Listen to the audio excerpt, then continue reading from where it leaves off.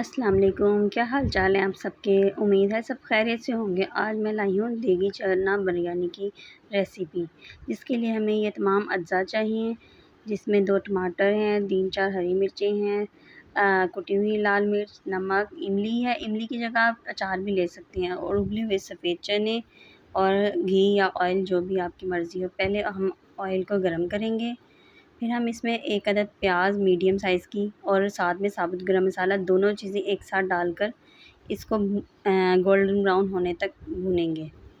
جی، یہ محرم الحرام کی بہت ہی خاص ریسیپی ہے۔ آپ کو پتہ ہے آج کل جیسے ہر کسی نے ختم وغیرہ دلوانا ہوتا ہے، اس کے لحاظ سے یہ ہے ریسیپی۔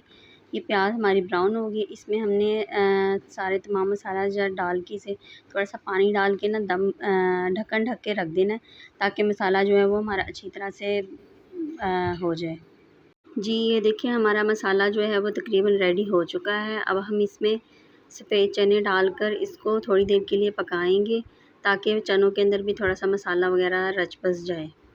اچھا جی، جب تک ہمارا یہ مسالہ ہو رہا ہے، ہم سب مل کر درود پاک کا ورد کرتے ہیں صلی اللہ علیہ وسلم۔ اس طرح درود پڑھنے سے ہمارے کھانے میں برکت بھی بہت ہوتی ہے اور ہمارے کھانے کا ذائقہ بھی بہت بڑھ جاتا ہے۔ اس لیے آپ بھی جب کھانا بنائیں تو یہ درود پاک ساتھ ساتھ پڑھتے جائیں۔ اب ہمارے یہ چنے ہو چکے ہیں، ہم اس میں پانی ڈال کر اس کو ابال آنے تک پکائیں گے۔ یہ ہمارا ابال آ چکا ہے، ہم اس میں چاول ڈال دیتے ہیں اور ساتھ میں ہم اس میں نمک ڈال دیں گے یا پھر حسب ذائقہ۔ اس سے ہمارے جو ہے چاولوں میں بہت اچھا ٹیسٹ آئے گا، اور یہ جو ہے چنا بریانی پک کر بہت ہی لذیذ بنتی ہے، بالکل دیگی خوشبو اور بہت ذائقہ آتا ہے اس میں۔ اور اینڈ پہ تھوڑا سا فوڈ کلر ڈال کر ہم اس میں دم لگا دیں گے۔ اگر آپ کو ہماری ویڈیو اچھی لگ گیا ہے تو لائک شیئر سبسکرائب کریں اور پیارا سا کمنٹ بھی ضرور کریں۔